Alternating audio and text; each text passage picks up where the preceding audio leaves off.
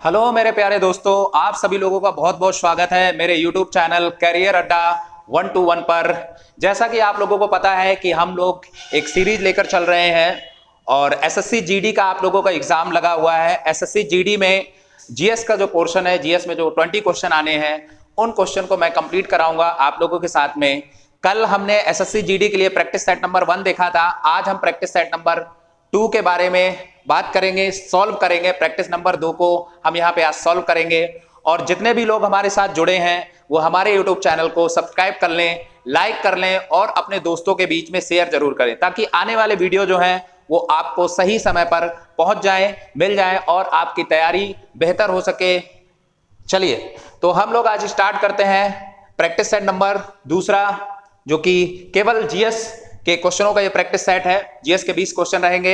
इसमें सारी चीजों को हमने मिक्स किया है। जिस तरह से आपका सिलेबस है उसके आधार पे हमने क्वेश्चन बनाए हैं, यानी कि हिस्ट्री के भी क्वेश्चन है, ज्योग्राफी के भी हैं, पॉलिटी के भी हैं, इकोनॉमी के हैं, आर्ट कल्चर के हैं, करंट अफेयर है। तो सारा जो भी हमारा सिलेबस है, तो हम सिलेबस के अनुसार हम ये प्रैक्टिस सेट आपको करा रहे हैं और बहुत ही आपके लिए लाभदायक ये प्रैक्टिस सेट रहेंगे। आप इसको बस कंटिन्यू करते जाइए, ठीक है। चलिए हम लोग आगे बढ़ाते हैं। आज प्रैक्टिस सेट नंबर 2 को करते हैं।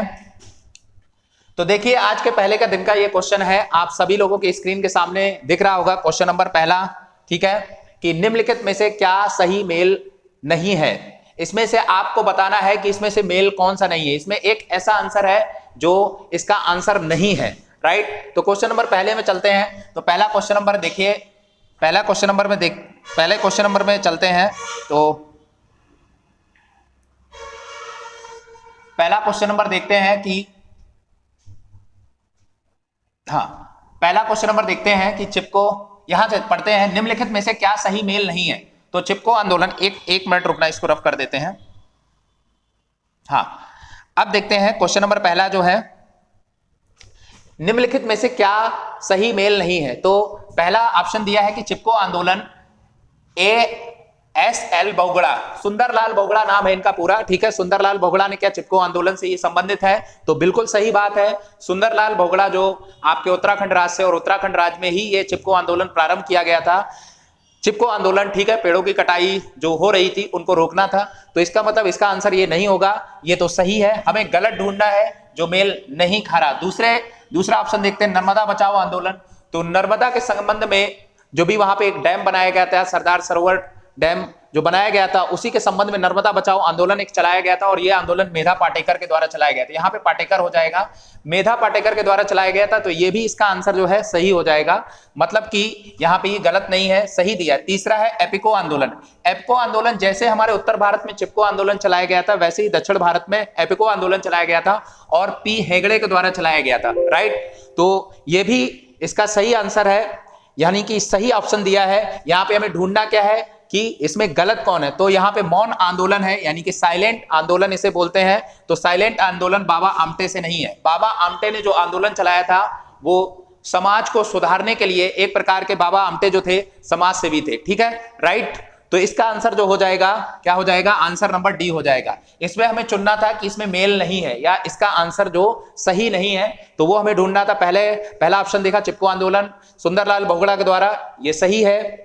दूसरा नर्मदा बचाओ आंदोलन मेधा पाटेकर, ये भी सही, और बहुत सी एग्जामों में ये पूछे गए। तीसरा एपिको आंदोलन पी हेगड़े दक्षिण भारत में चलाया गया, ये भी सही है, लेकिन ये गलत है। मौन आंदोलन इनके द्वारा नहीं चलाया गया था। बाबा आमटे जो थे समाज सेवा की इन्होंने और समाज सेवी रहे हैं, समाज के संबंध में इन्होंने आंदोलन चलाए हैं और भारत सरकार ने इनको कई अवार्ड से जो है अवार्डेड भी किया है, इनको सम्मान भी दिया है। नेक्स्ट क्वेश्चन आ जाते हैं। पहला क्वेश्चन हमारा हो गया।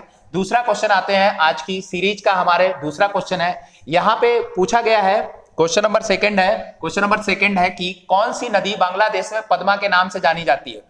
तो ये क्वेश्चन ऐसा क्वेश्चन है, नदी से संबंधित है, ज्योग्राफी का क्वेश्चन है। तो सबसे पहले देख लेते हैं पद्मा नदी। तो जो हमारे भारत की गंगा नदी है, राइट, भारत की गंगा नदी है, जब ये बांग्लादेश में प्रवेश करती है, बांग्लादेश में जब ये प्रवेश करती है, इस तरह से ये मान लेते हैं कि ये बांग्लादेश वाला रीजन है, तो इसका नाम वहां पर पद्मा पड़ जाता है। क्या नाम पड़ जाता है, तो यहां पर इसका पद्मा पड़ जाता है। इसका आंसर हो जाएगा गंगा नदी, राइट। तो गंगा नदी को बांग्लादेश में पद्मा नदी के नाम से जानते हैं। और ब्रह्मपुत्र नदी की अगर बात करते हैं, जब ब्रह्मपुत्र नदी बांग्लादेश में जाती है तो इसका नाम जमुना पड़ जाता है, राइट, जमुना पड़ जाता है। और ये दोनों धाराएं यानी ब्रह्मपुत्र इस साइड से आती है और ये दोनों धाराएं जब मिल जाती हैं तो इन दोनों धाराओं को हम बोलते हैं मेघना। क्या बोलते हैं? मेघना धारा जो है बन जाती है।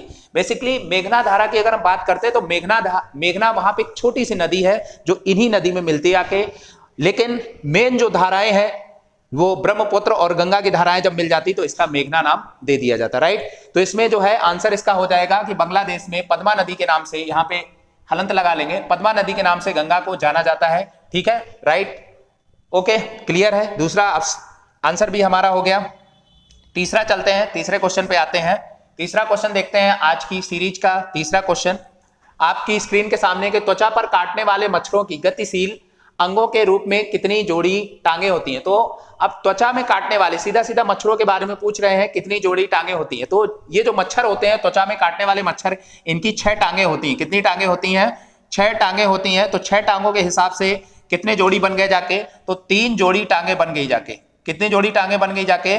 3 जोड़ी इनकी टांगे होती हैं जो त्वचा पर काटने वाले मच्छरों की गतिशील अंगों के रूप में जो यहाँ पे क्वेश्चन पूछा गया है उसके आधार पे ये आंसर जो हो जाएगा, क्या हो जाएगा? आंसर नंबर बी हो जाएगा, ठीक है। यानी कि 3 जोड़ी अर्थात 6 टांगे होती। कितनी टांगे हो जाएंगी? 6 टांगे होती, ओके। तो आंसर नंबर बी हो जाएगा। बाद बाकी इसके आंसर नहीं होंगे। 2 जोड़ी नहीं होते हैं, 1 जोड़ी भी नहीं होता है और 4 जोड़ी भी नहीं होते, राइट, क्लियर हुआ। तीसरा क्वेश्चन भी हमारा सॉल्व हो गया। चौथे क्वेश्चन पे चलते हैं हम लोग।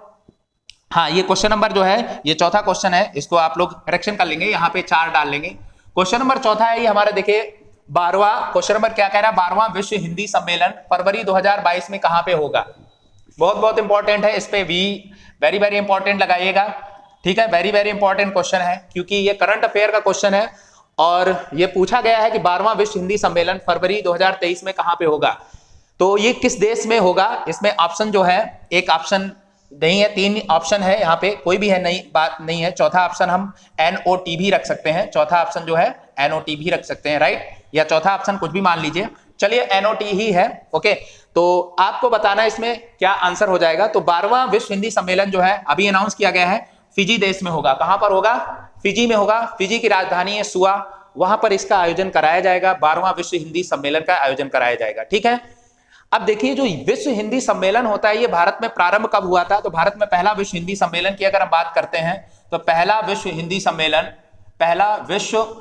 सम्मेलन अगर बात करते हैं तो ये कहां पर हुआ था? ये नागपुर में हुआ था। पहला विश्व हिंदी सम्मेलन कहां पर हुआ था? 1975 में हुआ था, 1975, और ये हुआ था नागपुर में।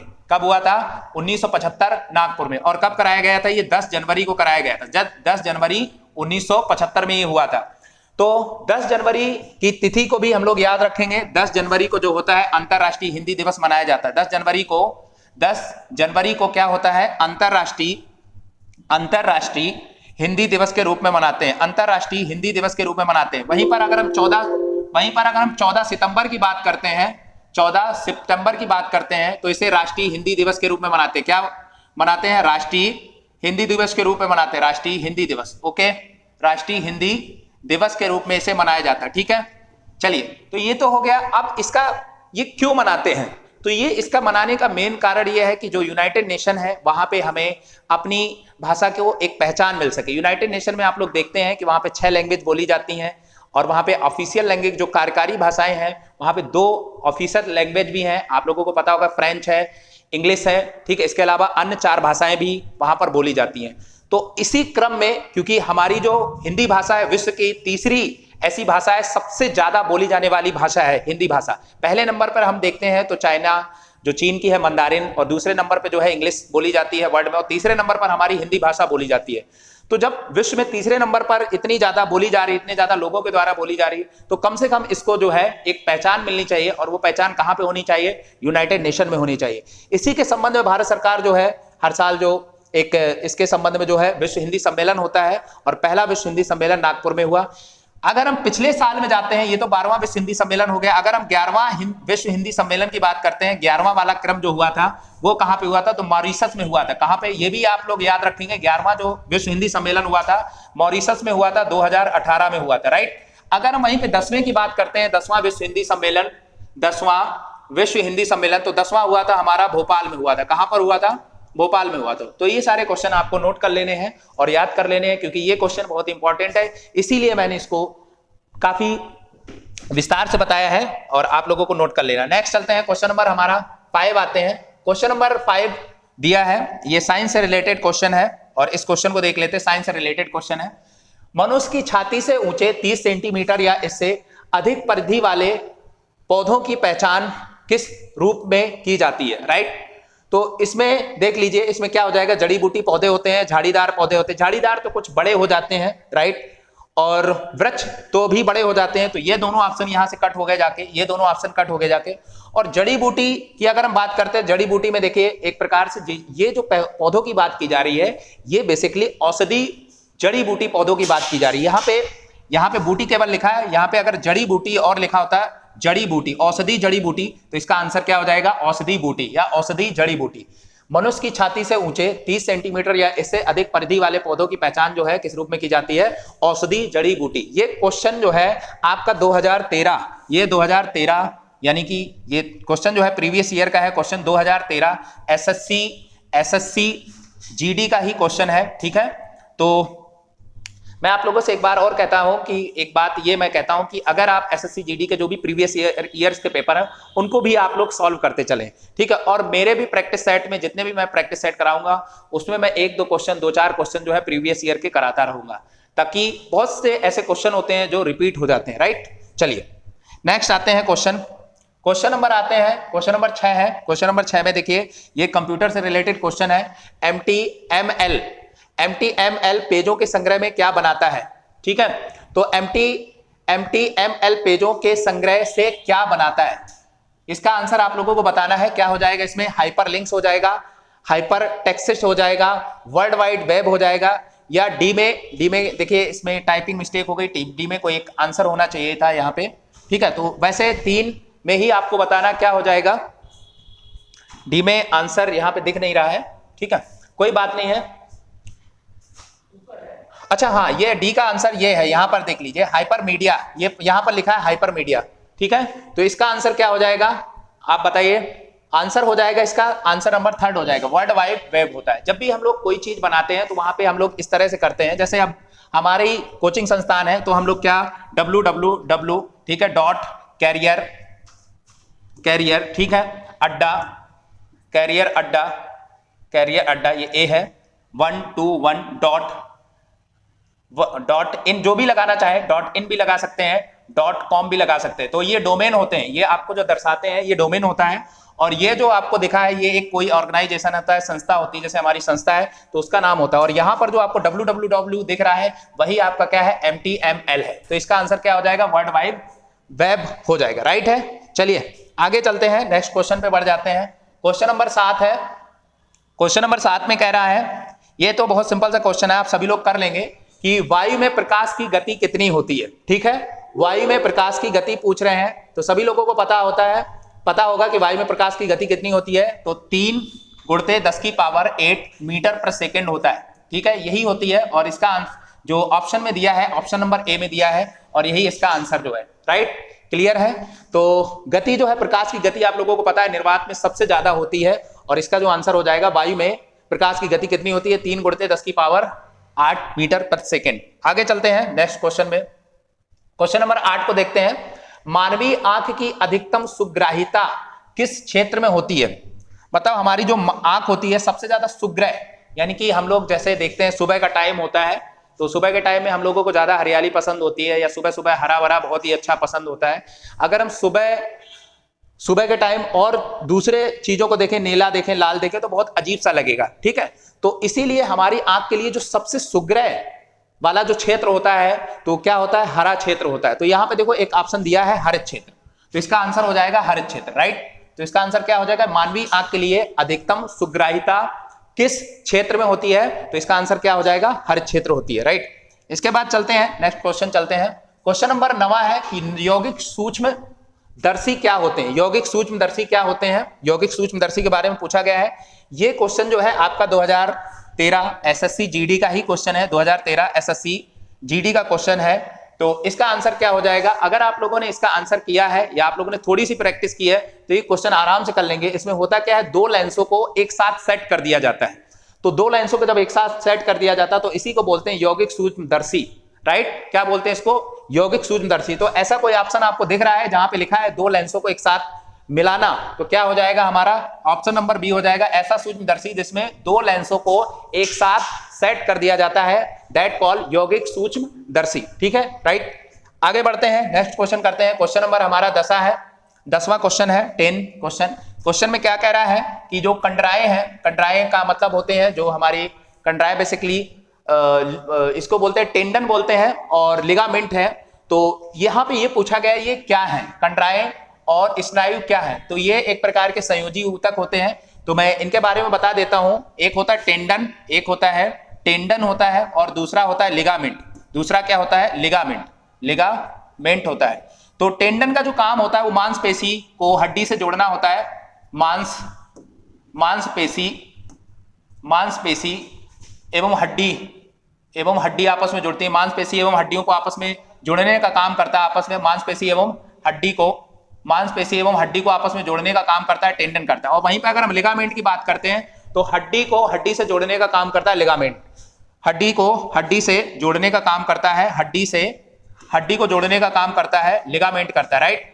तो ये दोनों चीजें जो होती है, टेंडन होता है या लिगामेंट होता है, ये एक प्रकार के क्या होते हैं? संयोजी ऊतक होते हैं, राइट? क्लियर? ठीक है, और ये साइंस का क्वेश्चन था, ये भी हमारा कंप्लीट हो गया। नेक्स्ट चलते हैं।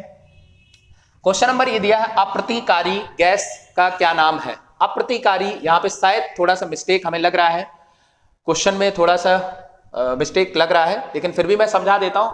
यानी कि जो इसमें क्वेश्चन में ये पूछा गया है कि जो ऐसी इसमें से कौन सी गैस है जो बहुत ही कम, मतलब बहुत ज्यादा टाइम लेती है क्रिया करने के लिए, बहुत ज्यादा टाइम लेती है क्रिया करने के लिए। तो कार्बन डाइऑक्साइड जो गैस होती है बहुत जल्दी क्रिया कर लेती है, आपने देखा होगा। हाइड्रोजन भी बहुत जल्दी क्रिया कर लेती है और ऑक्सीजन भी क्रिया कर लेती है। तो तीनों गैसें जो है वो बेसिकली क्रिया बहुत जल्दी कर लेती हैं। लेकिन जो हमारी नाइट्रोजन जो है ये थोड़ा सा देर में क्रिया करती है, राइट? नाइट्रोजन जो है वो थोड़ा सा देर में क्रिया करती है। तो इसका आंसर जो है वो आपका नाइट्रोजन हो जाएगा। ओके, इसका आंसर जो है वो नाइट्रोजन हो जाएगा। इसके अलावा जैसे आप लोग देखते हैं कई बार पूछ लिया जाता है अक्रिय गैसों के बारे में या नोबल गैसों के बारे में। तो अक्रिय जो गैसें होती हैं, अक्रिय गैसें या नोबल गैसें होती हैं, ये आप लोगों को बताना है। आप लोग कमेंट में इसका आंसर करेंगे। अक्रिय गैसें या नोबल गैसें, इनकी संख्या कितनी होती है? हमें संख्या बताना है, संख्या कितनी होती है ये मैं कमेंट में देखना चाहता हूं, संख्या कितनी होती है, राइट? तो आपको संख्या मैं ऑप्शन भी दे देता हूं, 5 है, 4 है, 6 है और इसके अलावा 8 है। ये आपके पास ऑप्शन है 5, 4, 6, 8 जो भी है। आप लोग कमेंट में बिल्कुल आंसर देंगे। जब भी ये वीडियो आप लोग देखेंगे या जितने भी बच्चे देख रहे हैं तो इसका आंसर जरूर करिएगा, 5, 4, 6, 8, राइट? इसके बाद हम लोग चलते हैं नेक्स्ट क्वेश्चन पे चलते हैं, राइट? आगे के क्वेश्चन पे चलते हैं। क्वेश्चन क्या है? कह रहा है, क्वेश्चन कह रहा है कि स्टेनलेस स्टील। स्टेनलेस स्टील का मतलब होता है एक जो हमारी स्टील होती है उसको मजबूती प्रदान करना। इसके अलावा जो भी हमारे धातु होती है उसमें जंग ना लग सके, ठीक है? तो स्टेनलेस स्टील तैयार करने के लिए लौ के साथ कौन सी महत्वपूर्ण धातु मिलाई जाती है? लौ के साथ कौन सी महत्वपूर्ण धातु मिलाई जाती है? तो इसमें आंसर क्या हो जाएगा? क्रोमियम होता है, राइट? मैं सीधा इसका आंसर बता देता हूं, इसका आंसर हो जाएगा क्रोमियम। बेसिकली क्रोमियम को जब लौ के साथ मिलाया जाता है तो इसमें होता क्या है कि एक तो मजबूती होती है, दूसरी बात जो है इसमें जंग नहीं लगती है। इसके अलावा जंग ना लगने के लिए कि किसी भी धातु में, लौ धातु में या स्टील में जंग ना लगे तो हम जस्ते की भी परत चढ़ाते हैं, उसको हम गैल्वेनाइजेशन बोलते हैं, राइट? गैल्वेनाइजेशन आप लोग पढ़ेंगे तो यानी कि जस्ते की परत चढ़ाते हैं। वो क्यों चढ़ाते हैं? ताकि जंग ना लग सके। और क्रोमियम का भी प्रयोग हम इसीलिए भी करते हैं ताकि जंग ना लग सके। इसके अलावा जो हमारी स्टील है उसको मजबूती मिल सके, राइट? तो ये भी आंसर जो है हमारा क्लियर हो गया। आगे बढ़ जाते हैं। क्वेश्चन नंबर हमारा 13 है। क्वेश्चन नंबर 13 क्या कह रहा है? निम्नलिखित में से कौन सा राजवंश मौर्यों के बाद आया था? तो आप लोगों ने पढ़ा था मौर्यों का राजवंश नंद वंश, यानी कि जब घनानंद का अंत हो जाता है तो उसके बाद हमारे भारत में मौर्यों का राजवंश आता है। और भारत में बताया जाता है कि पहला हिंदू राजवंश, एक वास्तविक हिंदू राजवंश, जहां से एक डायनेस्टी प्रारंभ होती। वैसे तो देखेंगे तो हमारे भारत में सबसे पहले जो है मगध साम्राज्य स्थापित हुआ था, हर्यक वंश के शासक आए थे, राइट? तो वो बहुत ही बड़े स्तर पर नहीं पहुंच पाए थे, लेकिन भारत में एक बहुत बड़े साम्राज्य का जो स्थापना की थी वो मौर्यों ने की थी। तो यही बताया गया है कि मौर्यों का जब अंत हो गया तो उनके बाद भारत में कौन से वंश के शासक आए, तो उस समय जो शासक आए थे, तो यवन और पांड्य ये तो दोनों नहीं है, यवन और पांड्य नहीं है, बचे सातवाहन और शुंग। तो सातवाहन से पहले शुंग आते हैं। सातवाहन से पहले कौन आते हैं? शुंग आते हैं। आप लोगों ने पढ़ा होगा, शुंग वंश के एक शासक थे, शुंग वंश के एक शासक थे, शुंग वंश के शासक थे, उनका नाम था पुष्यमित्र शुंग। क्या नाम था? पुष्यमित्र शुंग, पुष्यमित्र शुंग, ठीक है, पुष्यमित्र शुंग नाम था। और इन्हीं के दरबार में हमारे जो बहुत ही बड़े एक कवि थे पतंजलि, ठीक है, तो वो भी रहा करते थे एक प्रकार से। तो इन्हीं के शासन काल में थे शुंग के। और शुंग के बाद जो है कर्ण वंश आता है, शुंग के बाद जो है कर्ण वंश आता है, और कर्ण वंश के बाद ही हमारा जो है सातवाहन वंश आता है। सातवाहन वंश आता है, सातवाहन वंश आते हैं। बेसिकली अगर इनका देखा जाए, शुंग वंश को देखा जाए, कर्ण वंश को देखा जाए, सातवाहन वंश को देखा जाए, तो एक प्रकार से भारत में इन लोगों ने ब्राह्मण वंश की शुरुआत की थी, ठीक है। ये सब ब्राह्मण लोग थे और ब्राह्मण वंश की इन लोगों ने शुरुआत की थी, ठीक है। तो इसका आंसर क्या हो जाएगा? शुंग हो जाएगा, ठीक है। कि मौर्यों के बाद जो भारत में कौन से राजवंशों का शासन आया था? तो शुंग वंश का आया था, फिर कर्ण वंश था, इसके बाद है सातवाहन वंश, राइट। क्लियर हो गया ये क्वेश्चन। आगे बढ़ जाते हैं। क्वेश्चन नंबर 14 है कि तीसरे Vande Bharat express, very very important है, करंट अफेयर का क्वेश्चन है, इसको छोड़ना नहीं है। तीसरी वंदे भारत एक्सप्रेस ट्रेन का उद्घाटन किस शहर में किया गया है? तो तीसरी वंदे भारत एक्सप्रेस जो चलाई गई है, ट्रेन का उद्घाटन किस शहर में किया गया है? तो ये अहमदाबाद, दिल्ली, गांधीनगर, अंदौरा। तो क्या हो जाएगा इसका आंसर? बताइए। अभी हाल में आपने देखा होगा 30 सितंबर 2022 को प्रधानमंत्री नरेंद्र मोदी जी ने इसको हरी झंडी दी थी और भारत की तीसरी वंदे भारत एक्सप्रेस थी। तो इसका जो उद्घाटन किया गया था गांधीनगर से किया गया। बहुत से बच्चे इसमें अहमदाबाद कर रहे हैं, तो अहमदाबाद इसका आंसर नहीं होगा, इसका आंसर हो जाएगा गांधीनगर। और ये गांधीनगर से जो है मुंबई के बीच चली थी। कहां से? गांधीनगर से मुंबई के बीच, ठीक है। गांधीनगर से मुंबई के बीच चली है ये, गांधीनगर से मुंबई के बीच ये तीसरी वंदे भारत एक्सप्रेस चली है, जिसका उद्घाटन किया गया गांधीनगर से, राइट। इसके अलावा हम चौथी वंदे भारत एक्सप्रेस की बात कर लेते हैं, जो फोर्थ वंदे भारत एक्सप्रेस है। फोर्थ वंदे भारत एक्सप्रेस की अगर हम बात करते हैं, तो फोर्थ वंदे भारत एक्सप्रेस अभी अक्टूबर 2022 में इसका उद्घाटन किया गया था हिमाचल प्रदेश के एक जिला है जिसका नाम है ऊना। हिमाचल प्रदेश के ऊना जिले के पास एक स्टेशन है जिसका नाम है अंदौरा। यहां पे देखिए लिखा है अंदौरा, तो अंदौरा से इसका उद्घाटन किया गया था। कहां से किया गया था? अंदौरा रेलवे स्टेशन से उद्घाटन किया गया था। और अंदौरा से कहां ये ट्रेन चलेगी? चौथी वंदे भारत दिल्ली के बीच चलेगी। कहां चलेगी? दिल्ली के बीच चलेगी। तो डायरेक्ट हम ये कह सकते हैं कि जो हमारी चौथी वंदे भारत एक्सप्रेस है वो हिमाचल प्रदेश को दिल्ली से जोड़ेगी या दिल्ली से हिमाचल प्रदेश के बीच चलेगी। इन चीजों को क्लियर करना है, ठीक है। यानी तीसरी वंदे भारत एक्सप्रेस हमारी गांधीनगर, गुजरात से सीधा मुंबई को जोड़ेगी, गांधीनगर से मुंबई के बीच। चौथी वंदे भारत एक्सप्रेस है वो हमारी ऊना, अंदौरा से दिल्ली के बीच प्रारंभ हुई। अब पहली वंदे भारत एक्सप्रेस हमारी कब प्रारंभ होती है? तो पहली वंदे भारत की अगर हम बात करते हैं, पहली वंदे भारत ट्रेन जो है, वंदे भारत ट्रेन, ठीक है, पहली वंदे भारत ट्रेन जो है ये चलती है आपकी फरवरी 2019 में। ये कहां से कहां चलती है? तो ये चलती है दिल्ली से बनारस के बीच में। कहां से चलती है? दिल्ली से वाराणसी के बीच में। कहां चलती है? दिल्ली से वाराणसी के बीच में ये ट्रेन चलती है, ओके। दिल्ली से वाराणसी के बीच में ये ट्रेन चलती है। अगर हम सेकंड वंदे भारत की बात करते हैं, तो सेकंड वंदे भारत जो है, सेकंड वंदे भारत जो हमारी चली थी ये अक्टूबर 2019 में, और ये ट्रेन का संचालन किया गया था कहां से कहां तक? दिल्ली से कटरा के बीच किया गया था। यही जो हमारी वैष्णो माता जी हैं जहां पे है कटरा में, जम्मू कश्मीर में, तो दिल्ली से कटरा के बीच में किया गया था, ठीक है।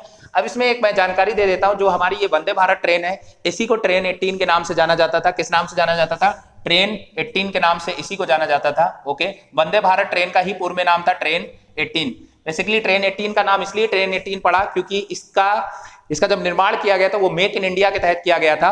और कोच्चि जो हमारा क्षेत्र है, यानी कि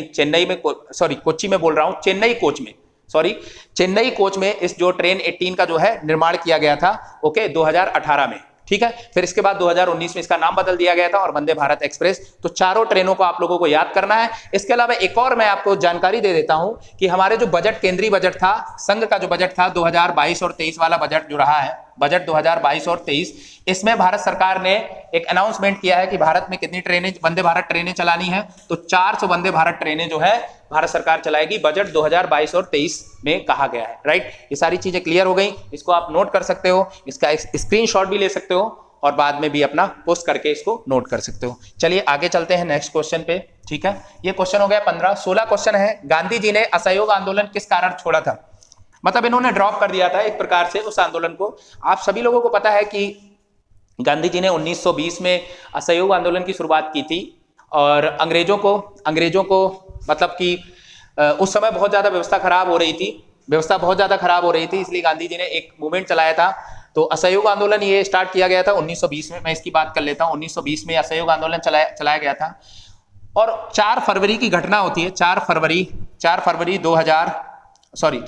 1922 की घटना। पहले हम लोग पढ़ते थे 5 फरवरी, लेकिन ऑफिशियल हम लोगों को याद रखना है कि 4 फरवरी को ये घटना हुई थी। 4 फरवरी 1922 को चौरी चौरा घटना होती। कौन सी घटना होती है? चौरी चौरा। सभी लोगों को पता है, ये कोई बहुत मैं गहराई वाली बात नहीं बता रहा हूं। चौरी चौरा, ठीक है, चौरी चौरा घटना होती है। चौरी चौरा कांड के नाम से इसे जाना जाता है। और गोरखपुर के पास एक क्षेत्र है, वहां पर एक थाने में आग लगा दी थी वहां के किसानों ने, लोकल के जो लोग थे, और उसमें कई लोग 20-22 जो पुलिस के जवान थे वो जल गए थे, जो अंग्रेज थे। अब ये आग क्यों लगाई थी? आग लगाने का कारण ये भी था कि उनके खेतों में पहले आग लगाती थी। अंग्रेजों ने क्या किया था, वहां के जो किसान थे उनके खेतों में आग लगाती थी। तब जाके गुस्सा के रात में वो लोग गए थे और थाने में उन लोगों ने, जो भी वहां के किसान वर्ग थे, उन लोगों ने आग लगा दी। तो जब इसकी खबर जब महात्मा गांधी को पहुंचती है तो महात्मा गांधी इस बात से बहुत दुखी होते हैं, क्योंकि महात्मा गांधी क्या है, महात्मा गांधी तो भाई अहिंसावादी थे, उनको हिंसा तो बिल्कुल पसंद ही नहीं थी, तो उनको इस चीज का बुरा भी लगता है। और देन आफ्टर वो जाते हैं और डिसाइड करते हैं कि हम जो है अपना जो है असहयोग आंदोलन को हम लोग स्थगित कर देंगे, छोड़ देंगे। तो कौन सी घटना होती है? चौरी चौरा कांड की घटना होती है। ओके, और कब घटना होती है? 4 फरवरी 1922 को होती है। ओके, क्लियर है? राइट, आगे बढ़ जाते हैं, ये क्वेश्चन हमारा हो गया। आगे बढ़ जाते हैं, क्वेश्चन नंबर 16 देखते हैं। लोकतंत्र में सबसे महत्वपूर्ण व्यवस्था कौन सी होती है? क्वेश्चन नंबर 16 है लोकतंत्र में यानी डेमोक्रेसी में सबसे महत्वपूर्ण व्यवस्था का मतलब कह रहा है व्यवस्था है। टर्मिनोलॉजी को ध्यान से पढ़ना है, कुछ टर्म को अगर ध्यान से पढ़ेंगे तो आंसर बहुत ही आराम से निकल आएगा। आर्थिक ज्यादा नहीं होता है, सरकारी भी ज्यादा नहीं होता है, इन दोनों को ये तो पहले से कट रहे हैं। सामाजिक और राजनीतिक पे देखिए तो जब भी हम लोग देखते हैं, जब भी कोई लोकतंत्र या हम लोग चुनाव की बात करते हैं तो हम लोग क्या देखते हैं? राजनीतिक पार्टियां देखते हैं। इसके अलावा हम राजनीतिक नेता को देखते हैं, राजनीतिक गतिविधियों को देखते हैं। तो हमारी मेन व्यवस्था होती है, मुख्य व्यवस्था होती है, वो क्या होती है? राजनीतिक व्यवस्था होती है। लोकतंत्र में सबसे महत्वपूर्ण व्यवस्था क्या होती है? राजनीतिक व्यवस्था होती है। राइट, तो इसका आंसर सीधा सीधा राजनीतिक व्यवस्था हो जाएगी। और बहुत सिंपल सा क्वेश्चन था, बहुत सिंपल सा इसका आंसर भी हो गया। ओके, नेक्स्ट चलते हैं, क्वेश्चन नंबर 17 पर चलते हैं, देखते हैं। क्वेश्चन नंबर 17 है अपस्फीति की स्थिति क्या कहलाती है? अपस्फीति की स्थिति क्या कहलाती है? देखिए, दो तरह की चीजें होती हैं, एक होता है मुद्रास्फीति, एक क्या होता है, यहां पे मैं बता देता हूं। एक होता है मुद्रास्फीति, एक क्या होता है? मुद्रास्फीति, एक होता है मुद्रास्फीति। जब मुद्रास्फीति होती है, ठीक है, जब मुद्रास्फीति होती है तो मूल्य का, जो मुद्रा का मूल होता है वो कम हो जाता है। मुद्रास्फीति के समय क्या होता है? मुद्रा का मूल जो होता है, मुद्रा का मूल, ठीक है, मुद्रा का मूल कम होता है। मुद्रा का मूल क्या हो जाता है? कम हो जाता है। राइट, और जो हमारी वस्तुएं होती हैं, उत्पाद होती हैं, उनके मूल्य में क्या हो जाती है? वृद्धि हो जाती है। राइट, ये होती है मुद्रास्फीति।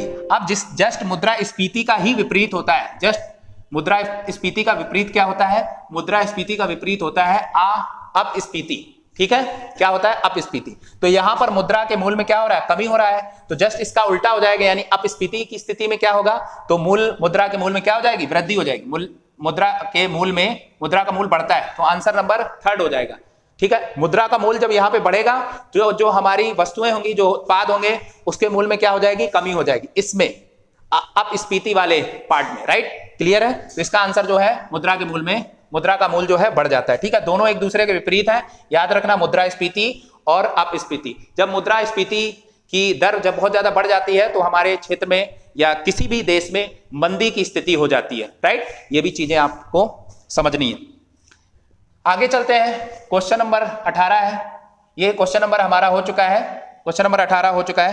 क्वेश्चन नंबर नेक्स्ट पर चलते हैं, क्वेश्चन नंबर 19वां देख लेते हैं। क्वेश्चन नंबर 19वां क्या है कि 23वां संघाई सहयोग संगठन सम्मेलन 2023 का मेजबान देश कौन होगा? ये हमारा करंट अफेयर से क्वेश्चन है।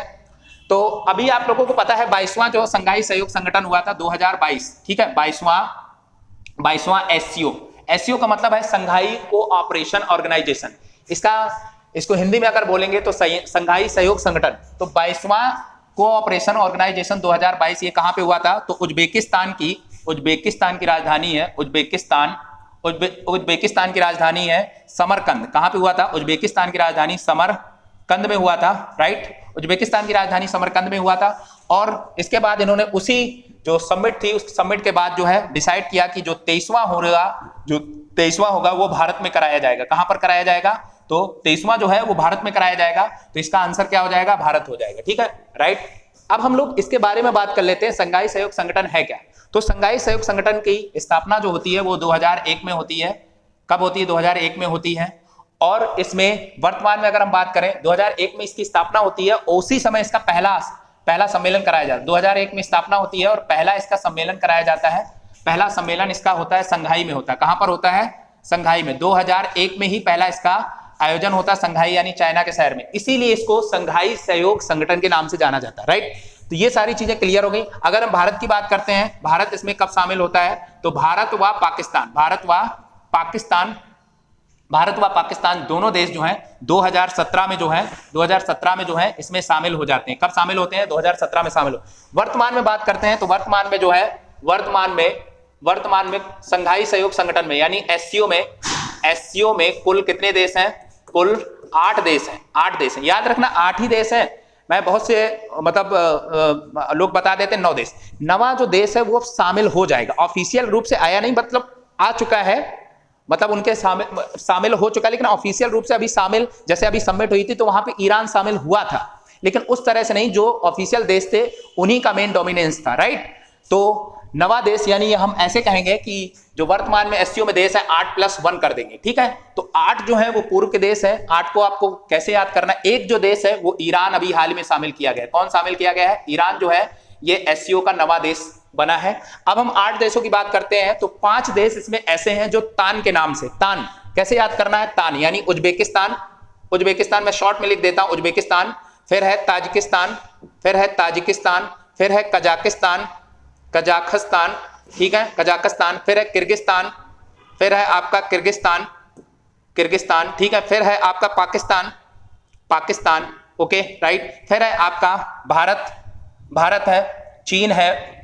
3 देश को आपको ऐसे याद रख लेना, भारत, चीन, और एक है आपका रूस, भारत, चीन, रूस, और एक नया देश आ गया है, इसका नाम क्या है? ईरान, ठीक है। तो ये 9 देश को याद करने के लिए बहुत आसानी से आपको याद करना है कि 5 देश तान से हैं, तान, ठीक है। तान का मतलब क्या है? Uzbekistan, Tajikistan, Kazakhstan, Kyrgyzstan, Pakistan, फिर 3 जो बचे 4 देश वर्तमान में, भाई ईरान भी जुड़ गया के ना, तो भारत, चीन, रूस, ईरान, ठीक है। तो आसानी से इसको हम लोग याद कर सकेंगे।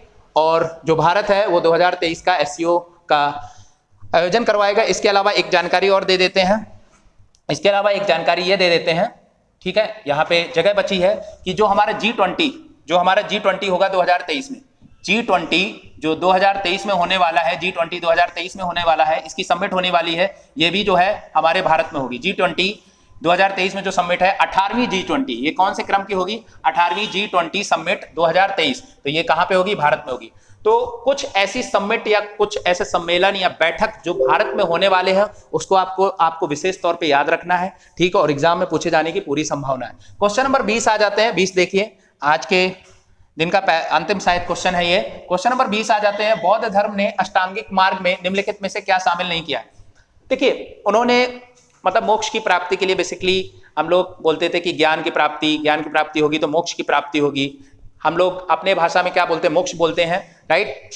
तो उसी के संबंध में उन्होंने बोला था कि अष्टांगिक मार्ग होने चाहिए, 8 मार्ग होने चाहिए। तो उस 8 मार्ग में यहाँ पे बताया गया इसमें से कौन सा शामिल नहीं है, ठीक है। तो बताइए क्या हो जाएगा? जैसे सम्यक समाधि था उनका, सम्यक विचार था, सम्यक वाणी थी, ठीक है, सम्यक आचरण था, पर सम्यक इच्छा नहीं थी। उनका एक जो 8 अष्टांगिक मार्ग थे वो उसमें क्या था? सम्यक इच्छा नहीं थी। यहाँ पे सदिच्छा लिखा है, इच्छा होना चाहिए, सम्यक इच्छा नहीं थी। तो इसमें क्या हो जाएगा? सम्यक इच्छा नहीं थी। इच्छा के लिए उन्होंने बिल्कुल भी नहीं बोला है अष्टांगिक मार्ग में, तो इसका आंसर क्या हो जाएगा? सम्यक इच्छा। अब इसके संबंध में हम एक बात कर लेते हैं, बौद्ध धर्मों के संबंध में इनकी त्रिरत्न की बात कर लेते हैं। बौद्ध धर्म में त्रिरत्न थे, त्रिरत्न की बात कर लेते हैं। त्रिरत्न, तो बौद्ध धर्म के त्रिरत्न थे, क्या थे? धम्म, बौद्ध धर्म के त्रिरत्न थे संघ, संघ धम, ठीक है। अरे आप लोग पढ़ते होंगे बुद्धम शरणम गच्छामि, धम्मम शरणम गच्छामि, ठीक है। तो इस तरह से 3 रत्न यहाँ पे इनके थे। इसके अलावा इन्होंने 4 आर्य सत्य भी बोले थे, ठीक है, 4 आर्य सत्य भी बोले थे। एक मिनट में बता देता हूँ 4 आर्य सत्य इसमें क्या थे, इनके बारे में मैं एक, क्योंकि ये पूछे जाते हैं एग्जाम में, आपके हमेशा एग्जाम में ये पूछे जाते हैं।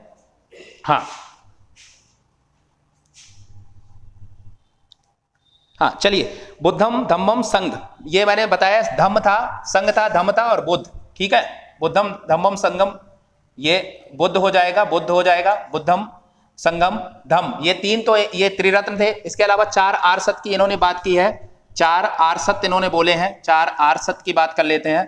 तो 4 आर्य सत्य, 8 इनके अष्टांगिक मार्ग हैं और 4 आर्य सत्य हैं। इसमें क्या बोला गया? पहले नंबर पे इन्होंने बोला है कि दुख है, पहले नंबर पे इन्होंने बोला है दुख है और दुख समुदाय है। दूसरे नंबर पे बोला है दुख समुदाय है, ठीक है। दूसरे नंबर पे बोला है दुख समुदाय है। फिर दुख निरोग है, दुख निरोग है, दुख निरोग है। तीसरे नंबर पे इन्होंने बोला दुख निरोध, निरोध रोकना, ठीक है, दुख निरोध है। और चौथे नंबर पे इन्होंने बात की है, एक चौथा जो आते हैं कि दुख निरोध मार्ग, दुख निरोध मार्ग, दुख निरोध मार्ग, ठीक है, राइट। ये चीज हो गई, दुख निरोध मार्ग के बारे में इन्होंने बात की है। ओके, तो त्रिरत्न हो गए, 4 आर्य सत्य हो गए और इसके अलावा 8 इनके अष्टांगिक मार्ग हो गए। इसके अलावा बुद्ध के संबंध में एक जो इनकी बौद्ध संगीतियां होती, ये बहुत ज्यादा पूछा जाता है।